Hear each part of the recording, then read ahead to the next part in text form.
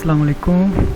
हमारे YouTube channel knowledge and gainers में खुश आमदीद। आज की इस वीडियो में हम आपको अपडेट करेंगे कि जो रेस्क्यू में 1112 में शानदार नौकरियों का ऐलान किया गया है, इसमें मोटर बाइक एम्बुलेंस में जो भर्ती आई हैं उनके बारे में आपको मुकम्मल गाइडलाइन देंगे और आपको बताएंगे कि किस तरह आपने स्टेप बाय स्टेप कौन कौन से मराहिल से गुज़र कर इंटरव्यू तक पहुँचना है और इंटरव्यू के बारे में भी आपको गाइड करेंगे।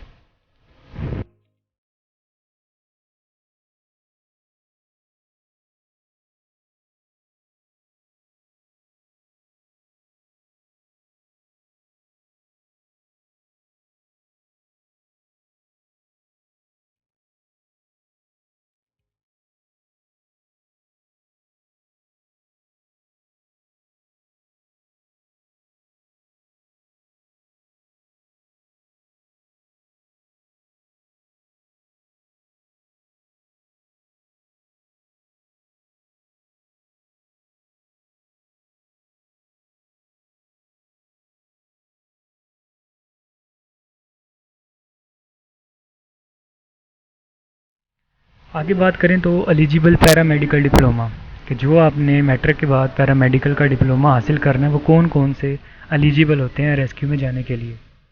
सबसे पहले क्लिनिकल असिस्टेंट। क्लिनिकल असिस्टेंट आप वोकेशनल ट्रेनिंग इंस्टीट्यूट किसी भी शहर से हासिल कर सकते हैं।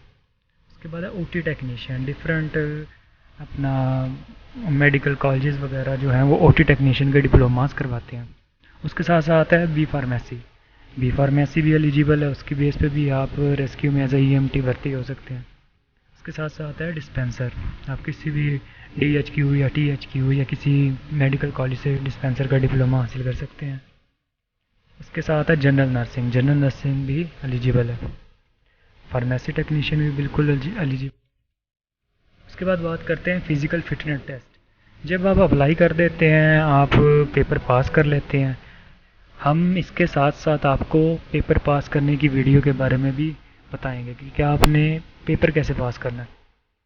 सबसे पहले तो हम एक आपको जनरल व्यू दे रहे हैं कि किस तरह आपने आगे फिज़िकल फिटनेस टेस्ट होगा तो उसमें क्या क्या चीज़ें आती हैं वो हम आपको बताने जा रहे हैं। सबसे पहले तो आपके पास 1 माइल टेस्ट लेते हैं। 1 माइल टेस्ट होता है, वो तकरीबन कोई 1600 मीटर या 1.6 किलोमीटर, वो आपकी रनिंग का टेस्ट लेते हैं। उसके बाद जो लोग रनिंग क्लियर कर लेते हैं उनसे वो 30 पुशअप लगवाते हैं। पुशअप लगाने के बाद जो लोग पुशअप क्लियर कर लेते हैं उनसे 30 सेटअप लगवाते हैं। ये सारा फिज़िकल फिटनेस उनका क्राइटेरिया है। जो लोग ये कंप्लीट कर लेते हैं उनको नेक्स्ट प्रोसेस के लिए बुलाया जाता है। नेक्स्ट प्रोसेस क्या होता है, उसमें ये होता है कि जो लोग फिज़िकल फिटनेस टेस्ट पास कर लेते हैं उनको इंटरव्यू में आने से पहले मेडिकल रिपोर्ट अपने डीएचक्यू या टीएचक्यू हॉस्पिटल से बनवाने का कहा जाता है। मेडिकल रिपोर्ट क्या होती है? मेडिकल रिपोर्ट में इंसान अपना ब्लड टेस्ट करवाता है। उसमें मेन जो चीज़ें होती हैं वो होता है हेपेटाइटिस टेस्ट होता है कि हेपेटाइटिस आया कि पॉजिटिव तो नहीं है, एचआईवी वायरल कोई भी टेस्ट हो सकता है वो तो नहीं है, HIV AIDS, CBC control blood test हो सकता है कि आपको किसी किस्म की कमज़ोरी ब्लड की कमी तो नहीं है, थैलीसीमिया के मरीज़ तो नहीं है। उसके बाद एचबी टेस्ट, हीमोग्लोबिन टेस्ट जो होता है वो भी करवाते हैं। और उसके बाद पोलियो वगैरह वाली जो मेन बीमारी हैं वो चेक की जाती है। उसके बाद होता है कि आपने मेडिकल बनवाने के बाद जब आपको इंटरव्यू वाले दिन की तारीख दे दी जाती है कि जिस दिन आपने इंटरव्यू पे जाना है, उस दिन आपके पास कौन कौन से डॉक्यूमेंट्स होने चाहिए उसके बारे में हम आपको बताते हैं। सबसे पहले तो आपने जो मोस्ट इम्पोर्टेंट चीज़ है आपका original ID card. Original ID card के बगैर वो आपको इंटरव्यू नहीं लेंगे, ये बात आपने माइंड में अपने रख लेनी है। उसके बाद है डोमिसाइल। आपके पास अपना ओरिजिनल डोमिसाइल होना चाहिए। उसके साथ साथ आपकी अपनी मैट्रिक की सर्टिफिकेट जो है वो ओरिजिनल होनी चाहिए। पैरामेडिकल का diploma, dispenser, clinical assistant, OT technician जो भी आपने किया हुआ है वो आपके पास ओरिजिनल फॉर्म में होना चाहिए। उसके साथ साथ मेडिकल सर्टिफिकेट, जो आपने अपना मेडिकल करवाया है हॉस्पिटल से उसका सर्टिफिकेट होना चाहिए आपके पास, जिस पे मेडिकल सुपरिटेंडेंट एमएस की स्टैंप भी लगी हो और साइन भी हो। उसके साथ साथ ये सारी चीज़ें हैं ना, इनकी आपने 3 अटेस्टेड कॉपीज़ करवा लेनी। कॉपीज़ करवा के किसी भी 17वें 18वें स्केल वाले अपना गवर्नमेंट एम्प्लॉय से आपने उसे अटेस्टेड करवा लेना। उसके बाद है इंटरव्यू पैनल। हम आपको बताते चले कि जब आप इंटरव्यू में पहुंच जाएंगे तो वहाँ पे इंटरव्यू पैनल में कौन कौन से लोग मौजूद हो सकते हैं उसके बारे में आपको बताते हैं। सबसे पहले तो डीजी रेस्क्यू, वो ख़ुद भी इस इंटरव्यू पैनल का हिस्सा हो सकते हैं। उसके साथ साथ एक साइकेट्रिस्ट मैडम है, मैडम सुमेरा, ہو سکتا ہے وہ انٹرویو میں موجود ہوں. اس کے ساتھ ساتھ ڈی ایس پی، ہماری دفعہ تو اپنا میڈم تھی ایک پنجاب پولیس کی ڈی ایس پی، وہ موجود تھی انٹرویو پینل میں. اس کے ساتھ ساتھ ڈپٹی ڈائریکٹر ریسکیو، وہ آج کل تو ڈاکٹر فرحان خالد ہیں، وہ ہو سکتے. انٹرویو کے لیے آپ نے کون سی ڈریسنگ کرنی ہے اس کے بارے میں آپ کو بتاتے چلتے ہیں کہ سب سے پہلے اگر آپ سمپل ہیں، آپ نے کبھی پینٹ شرٹ پینٹ کوٹ وغیرہ یوز نہیں کیا تو آپ چھوڑ دیں ان چیزوں کو، مشکل میں پڑنے کی ضرورت نہیں ہے. آپ نے سمپل وائٹ سلوار قمیض اور اس کے اوپر بلیک ویسٹ کوٹ یوز کر لینی ہے، ساتھ بلیک کھڑی ہو جائے یا بلیک سمپل شوز ہو جائیں جو سلوار قمیض کے ساتھ یوز ہو سکتے ہیں. اس کے ساتھ ساتھ اگر آپ پینٹ شرٹ پہننا چاہتے ہیں تو بالکل سمپل ڈریسنگ ہونی چاہیے، بلیک پینٹ ہو جائے، اسکائی بلو شرٹ ہو جائے یا بلیک پینٹ ہو جائے، کوئی اس کے ساتھ اس کے کمبینیشن کی کوئی بھی لائٹ سا کلر ہو جائے، اور ساتھ ایک ٹائی ہو جائے تاکہ آپ کی لک ڈیسنٹ آئے، اور ساتھ بلیک شوز ہونے چاہیے. اس کے ساتھ ساتھ آپ اگر پینٹ کوٹ یوز کرنا چاہتے ہیں تو آپ اسکائی بلو پینٹ کوٹ یوز کر سکتے ہیں یا نیوی بلو پینٹ کوٹ یوز کر سکتے ہیں کیونکہ وہ بہت ڈیسنٹ کلر ہوتے ہیں.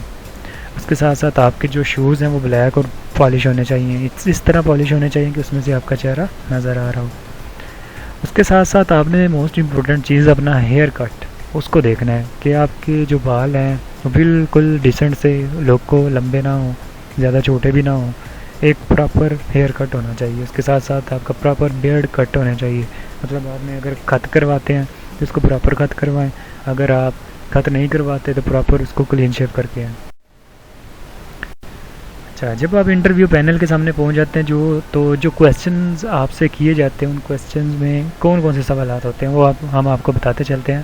سب سے پہلے تو پینل میں جو بندہ بھی آپ سے کویسچن کرے گا وہ یہی بولے گا انٹروڈیوس یور سیلف، کہ اپنے بارے میں بتائیں. آپ نے اپنے بارے میں جسٹ کچھ باتیں بتانی ہیں، اپنا نام بتانا ہے، اپنے والد صاحب کا نام بتانا ہے، آپ کس سٹی سے بلانگ کرتے ہیں وہ بتانا ہے، اور آج کل آپ کیا کر رہے ہیں اور آپ کی تعلیم کیا ہے. یہ 4-5 چیزیں بتانی ہیں، اس سے علاوہ آپ نے کچھ بھی نہیں بتانا. اس کے بعد وہ آپ سے یہ کویسچن کر سکتے ہیں کہ آپ ریسکیو 1112 سروس کو کیوں جوائن کرنا چاہتے ہیں. تو آپ کو جو بھی پازیٹیو آنسر لگتا ہے آپ نے وہ ان کو بتانا ہے. ہمیشہ آپ نے کوشش کرنی ہے جو بھی جواب دیں وہ پازیٹیو دیں، اس میں پازیٹیو امپیکٹ ہونا چاہیے. اس کے بعد اگر وہ سبجیکٹ ریلیٹڈ کویسچن کریں گے تو سب سے پہلے تو وہ نا آپ کے ڈپلوما کے بارے میں پوچھیں گے کہ آپ نے میڈیکل کا ڈپلوما کیا، فلاں ڈپلوما کیا، آپ نے وہ ڈپلوما کہاں سے کیا اور کتنے سال کا وہ ڈپلوما ہے، آپ اس کے بارے میں بتائیں گے. اس کے بعد وہ پوچھیں گے کہ آپ نے فلاں میں پیرا میڈیکل کا ڈپلوما کیا تو آپ نے اس کے ساتھ آپ کا کیا ایکسپیرینس ہے، آپ نے کتنے سال ہاسپٹل میں ٹریننگ کی ہے یا کسی کلینک پہ ٹریننگ کی ہے. تو اس کے پاس اگر آپ نے کوئی ٹریننگ کی ہے تو اس کے پاس آپ کے پاس ایکسپیرینس سرٹیفکیٹ ہونا ضروری ہے، کیونکہ ہو سکتا ہے وہ آپ بتائیں کہ میں نے 1 سال فلاں ہاسپٹل میں ٹریننگ کی ہے یا وہاں پہ میرا ایکسپیرینس ہے، وہاں میں جاب کرتا رہا ہوں، تو وہ ایکسپیرینس سرٹیفکیٹ بھی مانگ سکتے ہیں. اس کے ساتھ ساتھ وائٹل سائنس جو موسٹ امپورٹنٹ چیز ہے، کیونکہ ریسکیو 1112 میں آپ نے فرسٹ ایڈ دینی ہوتی ہے اور فرسٹ ایڈ دینے سے پہلے آپ نے وائٹل سائنس لازمی لینے ہوتے ہیں. اس کے بعد بات کریں سبجیکٹ اور پریکٹس ریلیٹڈ کویسچن کی، تو اس میں جیسے میں نے آپ کو بتایا کہ وائٹل سائنس کا سب سے پہلے آپ کو پتہ ہونا ضروری ہوتا ہے کہ وائٹل سائنس ہوتے کیا ہیں. میں آپ کو بتاتا چلوں، وائٹل سائنس میں آپ نے respiratory rate, blood pressure, temperature, اس طرح کی چیزیں جو ہوتی ہیں ان کو وائٹل سائنس بولا جاتا ہے. پھر آپ سے پوچھا جا سکتا ہے کہ نارمل جو ہے بلڈ پریشر ہے وہ کتنا ہے، یہ آپ کو ان کے ریٹس پتہ ہونا چاہیے کہ اگر ہائپر ٹینشن ہو جائے تب وہ کتنی رینج سے کتنی تک جاتا ہے اور نارمل کتنی رینج ہوتی ہے اس کی. تو اس کے ساتھ ساتھ نارمل شوگر لیول، اس کے بارے میں بھی آپ سے پوچھا جا سکتا ہے. شوگر زیادہ ہو جائے تو اس کی رینج کیا ہو سکتی ہے یہ بھی پوچھا جا سکتا ہے، کم شوگر ہو تو پھر کیا رینج ہوتی ہے یہ بھی پوچھا جا سکتا ہے.